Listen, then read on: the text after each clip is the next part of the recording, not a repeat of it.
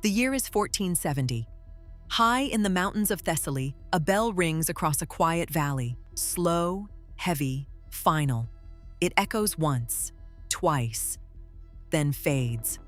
No one there knows it yet, but that sound will never be heard again. Inside the stone walls of the convent of St. Catherine, 23 women kneel in prayer. Their voices rise together, steady and familiar, words they've spoken every morning for years. But today, something is different. The prayers feel heavier, like ash in the mouth, like the last words before a door closes forever. Outside, the horizon burns red, not with sunrise, but with banners.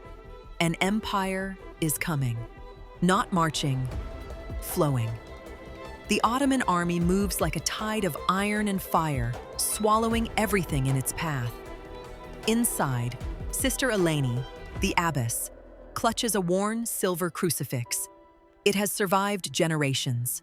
Her hands tremble, not from fear, from knowing. They all feel it. What they don't know, what no one has told them, is that death would have been the kinder fate. Because what is coming isn't just conquest. It's something quieter, more deliberate, something history almost forgot. To understand what happens next, you have to go back. 17 years earlier, 1453, the fall of Constantinople. For over 1,000 years, it stood, the beating heart of an empire, a fortress of faith. It fell in just 53 days. Cannons shattered its walls, fire consumed its streets, and when it was over, the great Hagia Sophia, once the crown of Christendom, was transformed overnight. Crosses came down, mosaics were buried, the bells were melted, and from its towering domes, a new sound rose, a new order. Sultan Mehmed II stood inside that vast space and understood something most conquerors never do. You don't defeat a people by killing them. You defeat them by erasing them, their memory, their identity, their meaning. And across the fractured remnants of the old world, scattered monasteries, hidden churches, distant convents, those remnants still lived. Every bell that rang, every prayer whispered, every woman who refused to forget was defiance. So a new strategy emerged. Not slaughter, silence, no martyrs, no legends, no stories, just disappearance. By 1470, it had become a system. First, an offer. Convert and live, refuse and vanish. Not in flames, not in glory, but in a way that leaves nothing behind. The convent of St. Catherine, isolated, quiet, unprotected, was next. But these women weren't soldiers. They had never held weapons. Their lives were built on routine, silence, and faith. Sister Magdalena was only 19. Sister Theodora had lived through decades of war. Sister Eleni had guided them all for 12 years. They were not prepared for what was coming, but in a way, they had been preparing their entire lives. The first cannon strikes at dawn, not the chapel, the bell tower. Stone explodes into the sky. Iron screams. The bell, the same one that rang moments ago, shatters mid-swing. Its pieces crash into the courtyard below. The sound is final. Inside, the women don't run. They sing. Kyrie Ellison, Lord, have mercy. 23 voices rising against an empire. But empires don't listen. By midday, the gates fall. Soldiers pour in, not with swords raised, but with ledgers, ink, quills, lists. They count the women, record them, catalog them. Not enemies, assets. A translator steps forward, voice shaking. Convert and be protected. Refuse and face the consequences. Sister Eleni steps forward, calm, certain. We have already given our lives to a king, she says. We have nothing left to surrender. The officer smiles, because he knows something they don't. Breaking people doesn't require killing them. They are locked in their own chapel. No food, no water, only darkness. The younger ones begin to cry. But Magdalena, barely more than a girl, begins to whisper, "The Lord is my shepherd." One by one, the others join her, not in panic, in discipline. They had fasted before. They had endured before. This was not new. And for the first time, the empire hesitates. On the second day, food is brought. Bread, water. They don't touch it. On the third day, their lips crack. Their hands shake. Still, they refuse. The officer watches, impressed, frustrated. Then he changes tactics.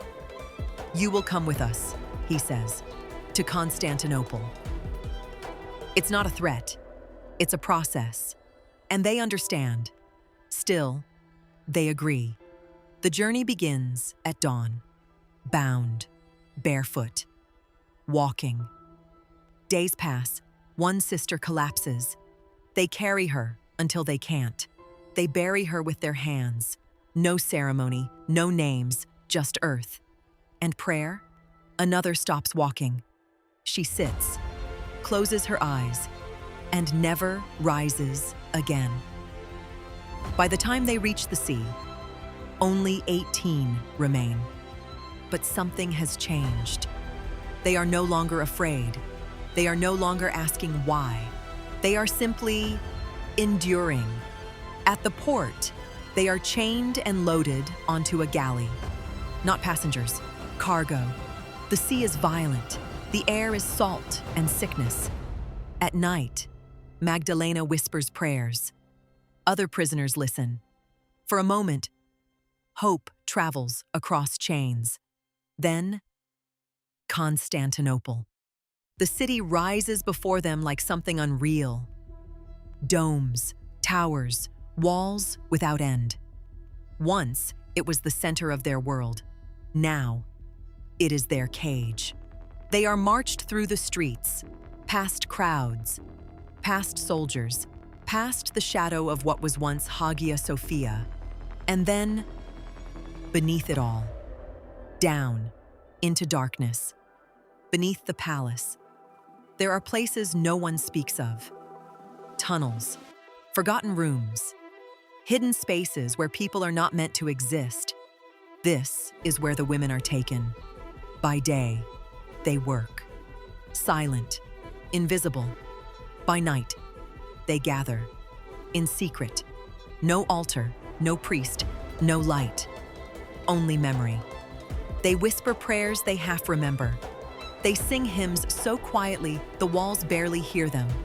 And slowly, they begin to carve. Crosses. Small. Rough. Hidden. Marks that say, "We were here." Magdalena scratches a small bird into the stone. Beside it, lines. One for each sister. But not all are finished. Some stop, halfway. Years pass. Then one day, the markings stop. Ottoman records note a cleansing of palace staff. No names, no details, just one word: disposed. The women vanish, as intended. Centuries later, workers break through a wall beneath the palace and find it. The crosses, the scratches, the silence made visible. And beneath them, 4 words in Latin: Lux in tenebris lucet. The light shines in the darkness. No names survived, no graves, no stories passed down, just marks in stone. And yet, they endured. Empires rise, empires fall. Maps are redrawn, histories rewritten. But those scratches remain. Proof that even when everything is taken, something can still resist. Quietly, stubbornly, unbreakably. Because in the end, power can erase people, but it cannot erase what they refuse to let go of. And sometimes, survival isn't living, It's leaving behind a mark the world was never supposed to find. And now, you did.